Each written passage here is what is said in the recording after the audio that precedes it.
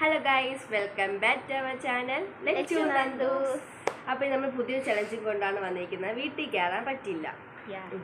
നമ്മളിപ്പോൾ വീട്ടിലാണ് നിൽക്കുന്നത്. ഇനി നമുക്ക് കുറച്ച് മണിക്കൂറത്തേക്ക് വീട്ടിൽ കയറാൻ പാടില്ല.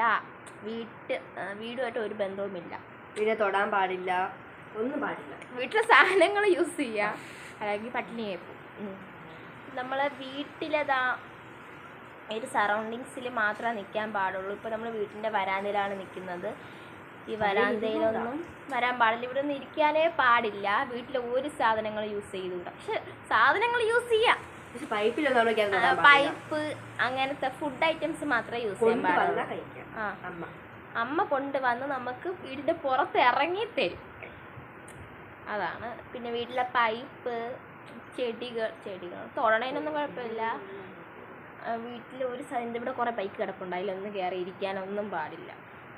വീടുമായിട്ട് ബന്ധമുള്ള ഒന്നേ നമ്മൾ ടച്ച് ചെയ്യാൻ പാടില്ല. വീട്ടിലെ ഈ സറൗണ്ടിങ്സിലൊക്കെ നമുക്ക് നിൽക്കാം. വരാന്തയിൽ ഇരുന്നൂടാ.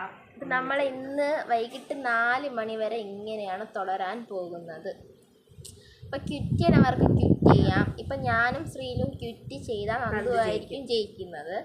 ജയിക്കുന്നവർക്ക് 100 rupees, 100 രൂപ അത്ര എടുക്കാനുള്ളൂ.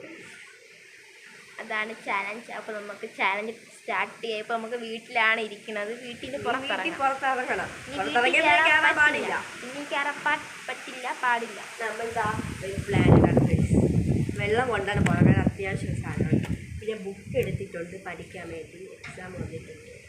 എക്സാം ആയിട്ടെന്നാണ് എന്നിട്ടാണ് നമ്മൾ കളിച്ചുകൊണ്ട് നടക്കുന്നത്. അതുകൊണ്ട് ഫസ്റ്റത്തെ സബ്ജക്റ്റ് ഒക്കെ എടുത്തിട്ടുണ്ട്. വീട്ടിന് പുറത്തിറങ്ങി ചാലഞ്ച് സ്റ്റാർട്ട് ചെയ്യാണ്. നമ്മളിതാ വീടിന് ടാറ്റ ബൈ ബൈ പറയുന്നു.